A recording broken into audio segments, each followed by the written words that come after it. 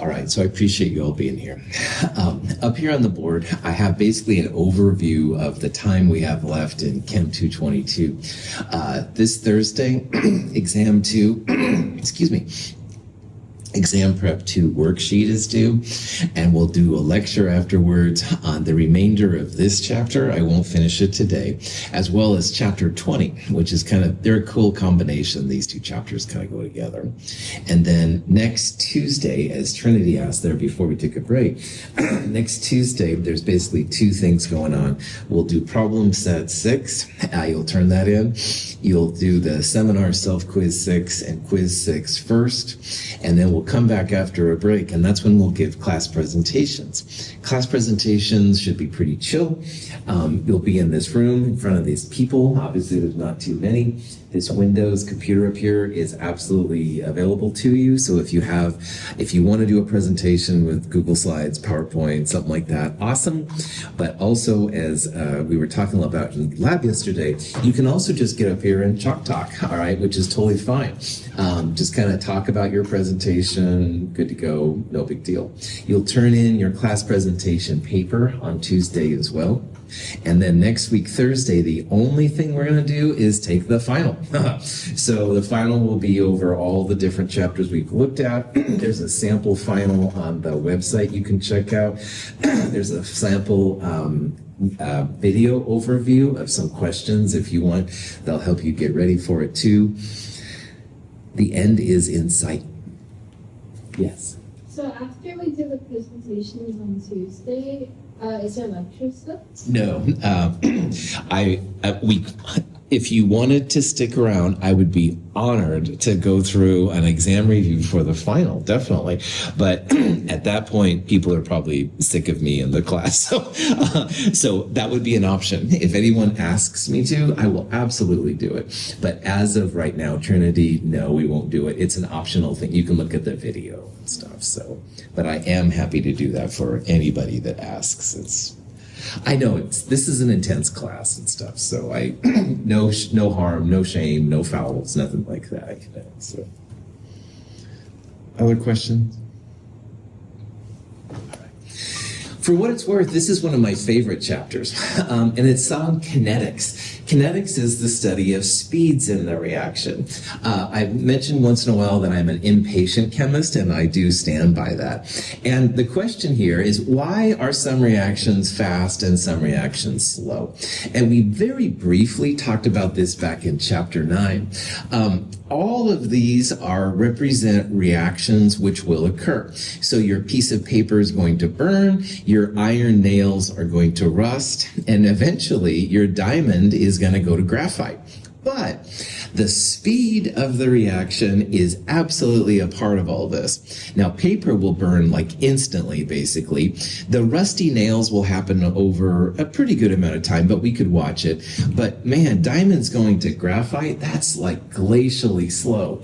And that's why if you have any diamonds and you're like, oh my gosh, Russell says they're going to turn into graphite, no panic, no worries, because it's going to take generations. Your children's children will be able to enjoy your diamonds if that's your jam, so it's not a big deal. But why? Why are some of these fast and why are some of these slow? And that's where this kinetics part pops in.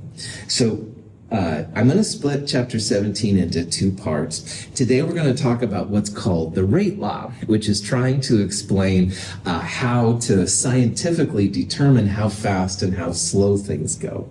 And then on Thursday, after the midterm, I'll talk about why they're slow and fast. All right, so we'll check this out. If you have any questions, of course, let me know. Let's do it. So in physical science, physics, chemistry, engineering to a point, these kind of things, it's always a balance between will it occur, will it not occur? That's what thermodynamics gives you. But the other part you have to think about is how fast or slow something goes. And like we just talked about, sometimes reactants to products goes really, really fast, and other times it goes really, really slow. So kinetics just studies how fast and slow things go. Understanding the kinetics of your reaction will allow you to make it go faster and slower and stuff sometimes. So there can be some real cool uses of this field. So the speed of a chemical reaction is something that's actually a little bit more complicated than you might have think. If we went for a walk, or if we drove from here to Hood River, all right, you can talk about the speed that you're walking or driving in miles per hour. So like in hiking and stuff, if I'm really busting it up, I can actually get up to about 4 miles per hour. Woo-hoo! But your car, of course, can go much faster than that, 60 miles, 70 miles per hour, stuff like that. In chemistry, we need something like that to talk about how fast or slow a reaction is. And so first of all, the speed is called the reaction rate, or just the rate. But in chemistry, you have, of course, reactants and you have products. And talking about the speed, it would be nice to have a way to talk about the speed from the reactants perspective or from the products perspective. But that's, as I said, a little bit more complicated than you might think. Now, speed in a car, all right, at least in good old US of A, it's how many miles you travel over so much time. So like 60 miles per hour, you would travel 60 miles in 1 hour of time. You could also, of course, use kilometers per hour, kilometers per second, all that kind of stuff. But in chemistry, it's usually in how many moles per liter are being used per second. So remember that big M is molarity. That's moles per liter being used up per second. All right. And you're going to see expressions that look like this. And we're going to talk about what this means. But first of all, I want you to look at the delta. Now, we've seen delta temperature back in chapter 9. That was the final temperature minus the initial temperature when we did like Q equals MC delta T kind of stuff. Delta is always final minus initial. So delta, the concentration of hydrogen, would be essentially the final concentration of hydrogen, or the hydrogen at T2, minus the concentration of hydrogen initial, or at T1. So you can think about it like final minus initial for concentration. And in the bottom down here, you have delta time. So this would be the final time minus the initial time, if you will. And this will be a moles per liter value up here when you figure it out. And in the bottom down here, you're going to have the time amount. So it comes out to be like moles per liter divided by time, and time is usually in seconds. So that's why the rates are usually going to be molar per second. So instead of miles per hour, all right, which everybody seems to dig, chemistry, the speeds, quote unquote, the rates will be molar per second almost all the time. Yes. So for the H2, like, or the H2, like the T2 or T1, does that mean you multiply them? No. Or is it just for every? Yeah. So let's say that we're watching the H2 over time. And we'll say that the H2 is being used up in some reaction. All right. What's going to happen is you're going to start at some initial amount. We'll say this is 1 mole per liter. All right. And what happens usually is the concentration goes like this. So if this is time 0 and this is time T2, all right, the concentration of the H2 is going to go down. So if you want to find a rate, let's say that this part right here is T1, all right, then you're going to have an H2 at time T1, and you're going to have a time H, or a concentration H2 at time T2. So what this is saying is we've picked a point, 2 points, Trinity, one probably close to the beginning and one probably close to the ending. Usually the ending one is the final and the initial one is closer to this one. But the difference in H2 here, you would literally take like this number and subtract this number. So let's just pretend this is 0.75 and this is 0.25 down here. Well, 0.75 minus 0.25 would be 0.5 or whatever, and you would divide it by the time difference. So maybe this is 50 seconds and this is 10 seconds. 50 minus 10, you'd have like a 40 down there. But these are literally just subtraction, all right? You do divide the concentration by the time, that's division. But there's no multiplication. It's like the H2 at this time minus the H2 at that time. Okay, I think I got it. Cool. We'll go through some examples here in a little bit. There's honestly a lot about rates that I'm kind of glossing over a little bit at this point. But if you can at least see that it's change of concentration in the top divided by change of time, that's where these molar per second values come from. Okay. Cool question. Here is an actual real life scenario of hydrogen concentration changing over time. So I had my little cheesy picture right here. This is actual data. And I think this does a better job probably describing what Trinity was asking than I did in my example. But here's what I'd like you to see. We're starting at 0 seconds and we're going up in this case to 100 seconds. And the concentration of H2 started at 1 mole per liter, and the hydrogen's being used up. I don't know what it's being used for. Who cares what it's being used for? But you can see that the concentration of H2 is going down. So if you wanted to find the rate here for the hydrogen, how much it's being used up per time, you would literally like pick 2 points. So let's make this as easy as we can. Let's use the 100 seconds and the 0 seconds. So the 0 will be the T1 and the 100 will be the T2. So when we calculate the rate, the bottom part is easy. It would be 100 minus 0. The bottom part would be just 100. In the top part, though, we want the T2 concentration of H2. That's going to be 0.135. And at 0, the T1 up here, it was 1.00. So notice that the numerator, we'd have 0.135 divided minus 1. That's going to give us a negative number. Some negative number divided by 100, that would be our rate. So another thing I want to point out here is that if you're looking at a reactant, which is what we're doing, you need to take the opposite sign. People usually think better when the speeds are positive. So even though the H2 concentrations will give you negatives, we make it a positive number. So when it comes to speeds, if you're studying a reactant, the reactant concentrations are going down, the difference in the concentration of the reactant will be a negative number. So chemists normalize it, which means make it positive, by putting a negative in front of it.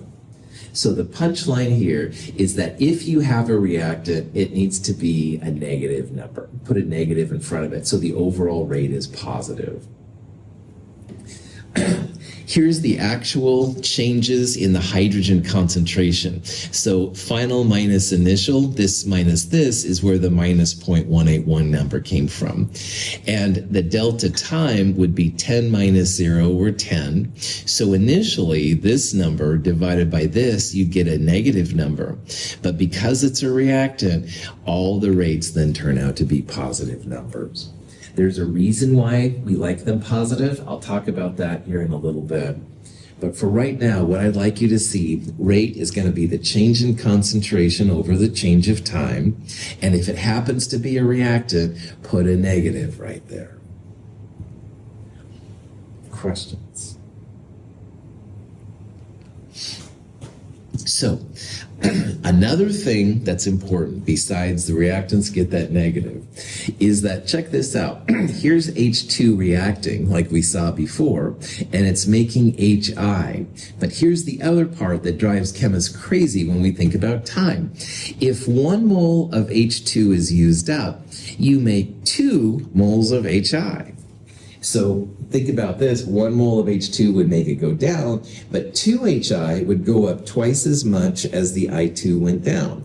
And you use up another H2, then the HI would be 4 times as high.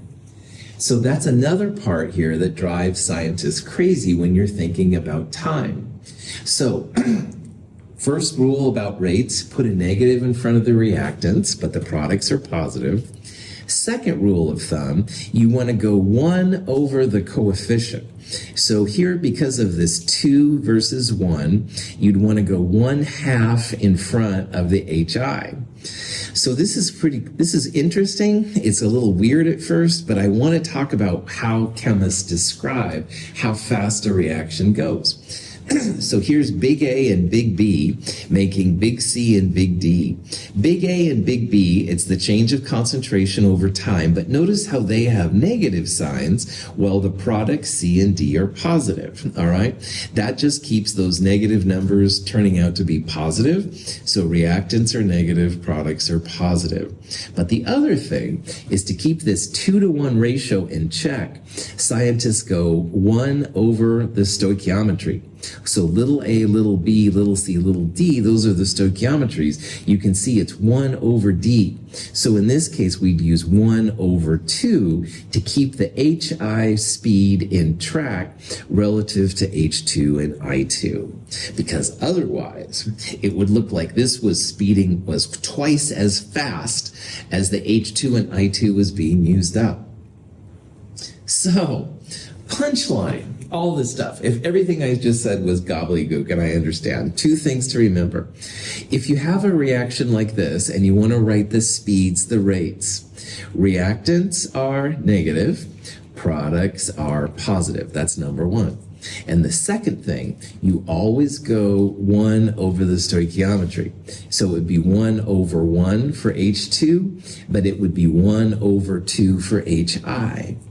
And if you do those 2 things, chemists can describe the speed of the reaction from a reactant disappearing or a product appearing, and you're going to get the same number.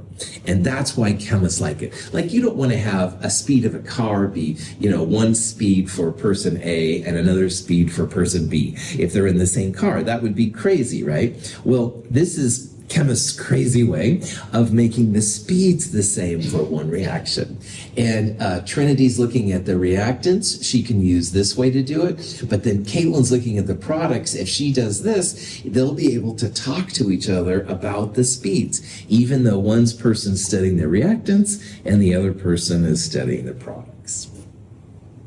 So, again, punchline, reactants get a negative in front of them, products are positive, and 1 over the stoichiometries.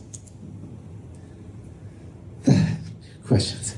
Yes. Mathematically, okay. Yeah. Mathematically, like, how does this work out? Because adding two negatives doesn't make a positive.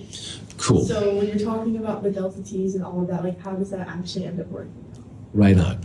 So let's go back to this part right here.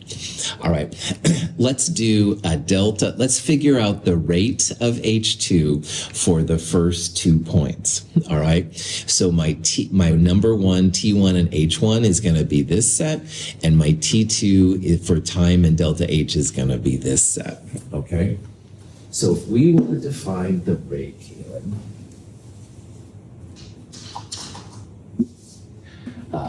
rate equals minus, because it's H2 being reacted. I didn't specify it, but let's say it's just a 1 stoichiometry. Let's say it's H2 plus I2 making 2 HI. All right, stoichiometry is 1, so I'll go 1 over 1, and then it's delta H2 divided by delta time. Okay, so minus, that's just 1, I'm going to ignore it. The delta H2, let's have this be T2 and this be T1. So it would be 0.819 minus 1.000. So I'm literally using the concentrations of H2. This is our T2 set and this is our T1 set. In the denominator, T2 is 10.00 and T1 is 0.00. So the change of H2 there is going to be this number minus 0.181. So 0.819 minus 1 is that value. In the bottom, 10 minus 0 is just 10. So there's a negative from this part and a negative right here. Negative times negative makes it positive? Yeah. Okay. So 0.81 is this number right? Right? That's how it works, yeah. Yeah, that's an excellent question. And like that cheesy graph I drew for Trinity earlier, you don't have to use the first two. You could use the first one and the last one, all right? But the negatives will cancel. You're going to end up with a positive number and stuff like that. And again, why this system is cool for chemists, all right, is that Caitlin and I are studying H2, but Leanna is studying the appearance of HI. Well, if she went positive here instead of negative, 1/2, because there's a 2 right there, she could then use the change of the HI concentration over time. She'd have data like this. These numbers would be getting bigger, so she wouldn't have to deal with this negative thing that Caitlin and I had to deal with. For chemists, it's cool. All right, you can literally look at a reaction from the reactant's perspective or the product's perspective, and you'll get the same speed if you do these kind of things consistently. So, other questions? Excellent question. Okay, so 1 the stoichiometry, negatives in front of reactants, products, you're good to go. You got speeds going down. Okay, what makes the speeds faster and slower is that we'll talk about here in a little bit. But first of all, here's a question. This is N2O4 going to NO2, and we want to write a rate law that works for either the reactant or the product, all right? True or false. So notice here that N2O4, the reactant, it's delta N2O4 over delta 2, so final minus initial like we did for H2 over there. And there's a negative sign in front of it, and that's what you want. You want a reactant to have a negative. 1 the stoichiometry of 1 would be an invisible 1, so that part looks okay. Now for NO2, we have a positive because products are positive, reactants are negative. 1/2 accounts for the 2-to-1 ratio right there. Delta NO2 over delta T looks good to me. That would be the rate law, okay? So reactants are negative, products are positive. 1/2, invisible 1/1 right there, but very visible 1/2 right there. This will be enough to let chemists talk about the speed of reaction back and forth, which is kind of cool. Any questions on that? Wait, why is it 1/2 again? I mean, I know it's that, but like NO2 is 2. So I was kind of bad. Think about like this, Trinity. If, let's say we had 2 moles of N2O4 that were being used up. Well, 2 moles here times 2/1 would make 4 moles of NO2. So the change of NO2 would be a lot bigger than the change of N2O4. So they put 1 the stoichiometry then to keep that huge difference like normalized. Instead of having a change of 4 divided by 2, it would be like a change of 2. So 2 moles here would create a change of 4. This 1/2 just keeps the relative amounts the same. We want to talk to each other about speeds and not have to think about if it's a reactant or a product. So it just keeps the differences the same. All right. So instead of having small difference, big difference, you apply this to the bigger difference, and then the small difference and the big difference are the same. All right. It's a little weird, I won't lie, but it is really powerful. And again, we can all talk about these reactions in the same way and stuff. So. Okay. So the reason why these things are important is because there's lots of things that affect the speed of a reaction. Test tubes is hydrochloric acid. On the left is a 0.3 molar solution, and on the right is a 6 molar solution. If we place a strip of magnesium metal in the 0.3 molar solution, the metal begins to react slowly.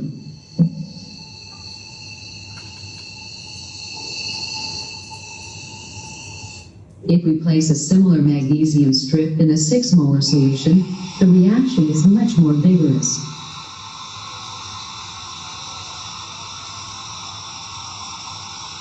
Within moments, the reaction is complete.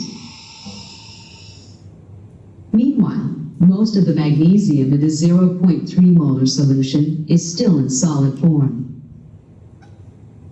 Here are some graphs showing the same reaction. It's HCl and hydrochloric acid. But again, here's those little points. So you could pick your random T2 and T1. You'd then have a concentration to concentration of 1. You could do this kind of process and be good to go. But notice here how the concentration of HCl drastically affected the speed. This took, 400 seconds. This took probably 5-10 seconds. All right. So concentration is one factor that affects how fast reactions go. On the plate is a pile of lycopodium powder. If we aim a flame at it, not much happens. If, however, we take some of the lycopodium and then spray it into a flame, the combustion reaction is explosive. The more surface area of the lycopodium particles that is exposed to oxygen, the faster the reaction. Lycopodium powder is a type of a mushroom spore, I guess. But anyway, if you grind it up really fast and you put the pieces, little small pieces through flame, it makes a and it's used in magic sometimes, like a magic show. They'll throw lycopodium powder, and then, it goes crazy. All right, I get excited. On the other hand, the solid powder by itself, because it hardly reacts at all. So the type of solid that you're dealing with is really important. These have really fine particles when they're sprayed through, so they burn really readily. On the other hand, solid stuff, like here's the solid piece of iron, doesn't burn hardly at all. But if you have small pieces of iron with lots of surface area, it's gone. Hydrogen peroxide in water decomposes slowly at room temperature. In the presence of manganese dioxide, however, the decomposition occurs much more rapidly. The reaction produces oxygen and water.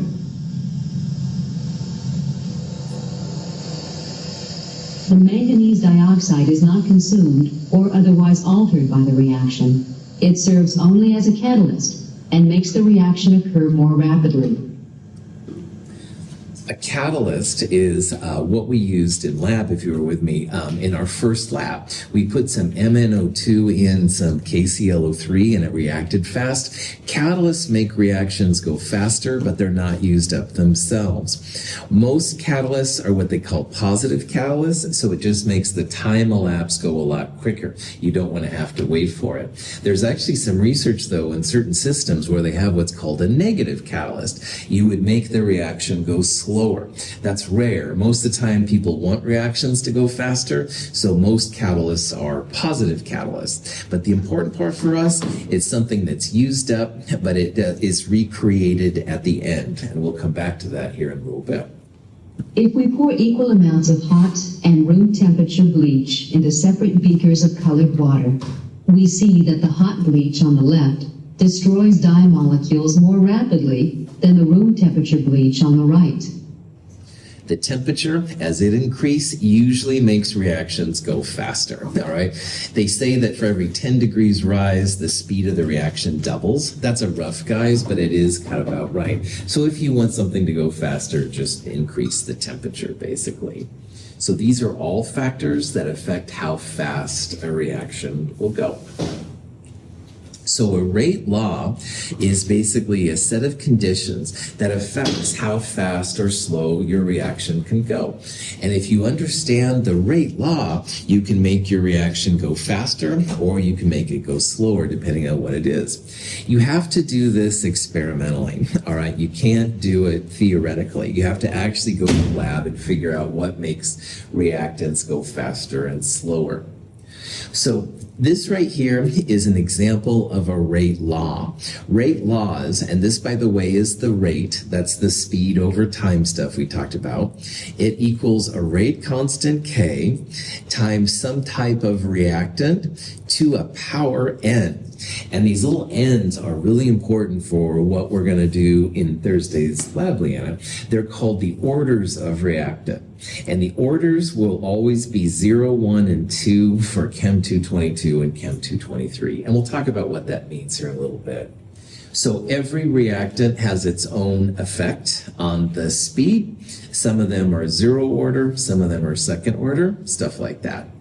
The rate constant is something that's really important. The rate constant is temperature dependent, but it does describe also how fast or slow something goes. So I'm going to talk to Leanna here specifically for a second. In lab on Wednesday, I think I said Thursday, sorry, I meant tomorrow. In lab tomorrow, we're going to first find these orders of the reactant, and we're going to come back then at the end and find this rate constant. And if you've got the rate constant, oh boy, as a chemist, you can do lots of cool things. So let's talk about what the rate orders are. We'll talk about what the rate constant K is all about. Go from there. This is a reaction where two NOs are reacting with oxygen to make two NO2s. And the rate law for this reaction has been found in the lab to equal some rate constant K. NO is a second power and O2 is a first power. So if we're going to talk about this reaction, we would say that it's second order with respect to NO, and the second order just means there's a superscript 2 right there. It's first order with respect to O2, there would be an invisible 1 right there. And if you ever had to ask about overall order, you would just take the 2 and the 1 and add them together. This is rare. These are the important ones. Now you can have a zero order reactant as well. But zero order reactants won't show up in the rate law like we'll see. So if you have a zero order reactant, 2 to the 0 would be like doubling A. And if A is a zero order reactant, you'd put a 0 right there. Mathematically, what is 2 to the 0? 1. Well done. Anything to the 0 power is 1. So what that means in terms of chemistry, you could double A, no effect, because 2 to the 0 is 1. You could triple the amount of A. 3 to the 0 is 1. You could multiply it by 10 times. 10 to the 0 is 1. Zero order reactants don't affect how fast the reaction goes. All right? You can cut them out by half. You can multiply it by 10 times the amount. No effect on the speed. And there's actually quite a few zero order reactants there. So if you have a zero order reactant, you would just write this as rate equals K, all right? Because anything to the zero order is just 1, rate would equal K. A first order reactant would be that A concentration to the first power. Anything to the first power is itself. So 2 to the first would be 2, and 3 to the first would be 3, and 10 to the first would be 10. First order reactants are very common. You double them, you have speed goes up by 2. You have 10 times the amount of A, your speed rate will go up by 10 times. First order reactants are pretty common. People usually would just write them as, they wouldn't include the 1, but you would see them in the rate law. And then finally, if you happen to have a second order reactant, which are rare, but they do happen, these make your speed go crazy. Because, for example, doubling 2 times the A, 2 squared, the speed would go up by 4 times. So a second order reactant makes your speed go crazy. All right, just goes many, many times faster than it would. So in our class, Chem 222, you're going to see 0, first, and second orders. Zero orders don't affect the speed at all. They're still probably important for the chemistry, but they don't affect the speed. We're talking about the speed here. A first order reactant, you double it, the speed will be twice as fast. If you have a second order reactant though, and you double that, your speed will go up by 4 times. So it just goes crazy when you have a second order reactant. First and zero order reactants, definitely the most common. Second order, though, does happen, and so we'll talk about what that means here in a little bit. Questions on that? If it's rare that second order happens, what, like, do the other classes use like higher than that? And like, how does that happen? outside of my world, me being your teacher, you might see like a 1.5 rate, or even occasionally a 3 rate. So rate something to the third power. Second order is rare. All of those cases exceptionally rare, like once in 100,000 reactions, maybe. So that's why we're not talking about it here. But if you can see like why these are different, then you can apply all of those kind of rules to a 1.5 speed or even a triple speed and stuff if you have to. Does it not get higher than 3? Or is that just extremely rare? One time I saw a rate of 3. All right, it was in a really weird reaction. It was in a astrochemistry, so where astronomy and chemistry come together. So it was a very specialized, unusual kind of situation. That's the only time I've seen one, to be honest, Trinity. I've seen some 1/2 powers once in a while, so almost zero order, but not quite first order. Those are the only really weird ones I've seen like that. But Trinity, one day you might do research that I didn't know about, and you might see a triple order or quadruple order or whatever. You can absolutely conquer it if you dig these rules. It just would be a little different than what people usually see. So, good. You never know in science, man. You might end up with all kinds of weird stuff. So. All right, so finding the orders in K, really important. I'm going to go through some examples here. What you basically want to do, and what we'll do in lab tomorrow, Leanna, is we're going to take some reactant, we'll double one reactant while the other one stays the same. And if you can calculate the speed, which we talked about earlier, you can see how the effect of the concentration reactant affects the speed. So here's some NO2 and CO. They let the CO be the same. If the speed's the same, then any change to the rate won't be because of the CO, but they doubled the NO2, excuse me. So NO2 doubled, and you can see that 0.008 divided by 0.002, that's a factor of 4. So doubling NO2 created a 4 times increase in the rate. 2 to the x equals 4. X is going to be, at least in this world, 0, 1, or 2. Well, 2 squared is 4. That's how they figured out that NO2 is a second order reactant. Doubling NO2 created a speed change of 4. 2 to the x equals 4. X is going to be 2. Here, they let the NO2 be the same, and they doubled the CO. So they doubled CO. And if you look here, the speed rate was basically the same. It didn't change at all. So doubling CO would be like 2 to the x, and 2 to the x equals 1. Like this divided by this is basically 1. If 2 to the x equals 1, that means CO is a zero order reactant. Anything to the zero order is just 1. That's why they would write here rate equals K times NO2 squared. So in this case then, NO2 is second order and CO is zero order. And once you know the orders, you can solve for the value of K because you've got the rates, you've got the reactants, you know their orders, so pick any of them. In this example, they use the first one. It's rate divided by NO2 squared. So this number on top, NO2 is a second order reactant, so we'll square it. Bam! Rate constant K. Woohoo! So this is how people find the rate constants K. Let's look at another example. In this reaction, this compound called ethanol is decomposing to methane and CO. And we want to find the rate law. So that means first we're going to look for the order X, and then at the end we're going to come back and look at K. Now, what I would do, look at the change of the reactant. 0.10 to 0.20. So did we take this number and multiply by 1, this number multiply by 2 or 3? You can probably see that 0.2 divided by 0.1 is a change of 2. So we doubled in this concentration reactant. And over here on the rate side, 0.08 divided by 0.02, it's like 8 divided by 2. This is a change of 4. So 2 to the x equals 4.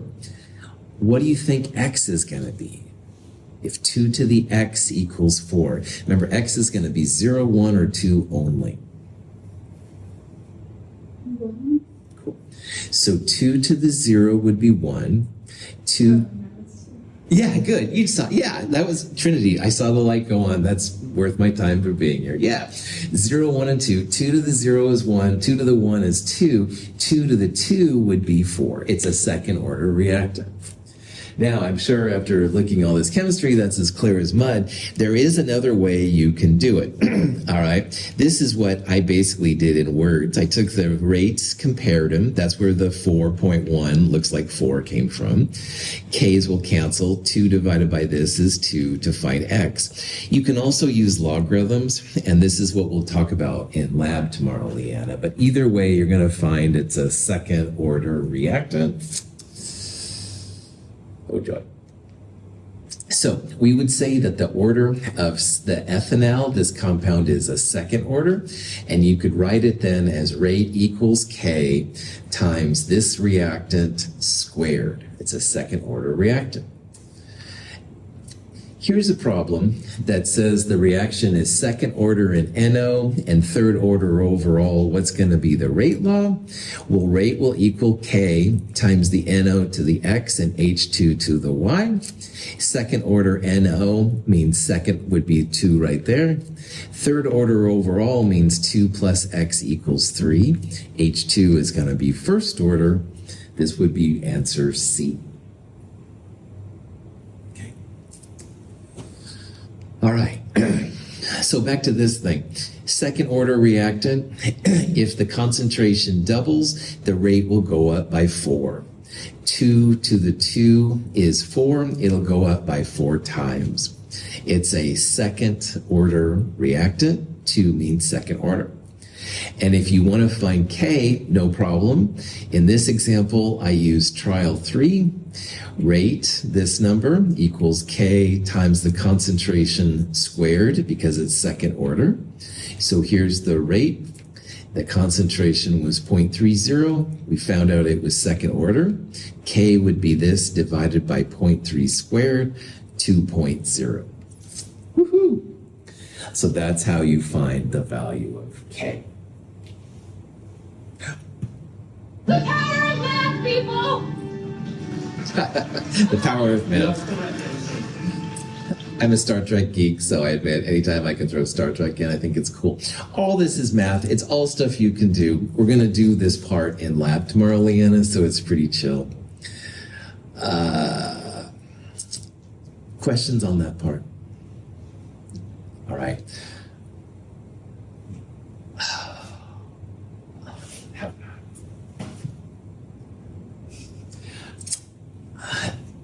I should go on, but I'm getting the feeling that maybe this would be a good time to just stop it. Is that fair? Yeah. Okay, we'll stop it right now. After the exam, I'll probably have to go a little longer. You don't have to stay for the whole thing on Thursday if you don't want to. I really appreciate, though, you being here today. I know this is not the most exciting and stuff like that. That's it for today. We'll do more of this Thursday. Any last minute questions? Have a great day. Thank you for being here.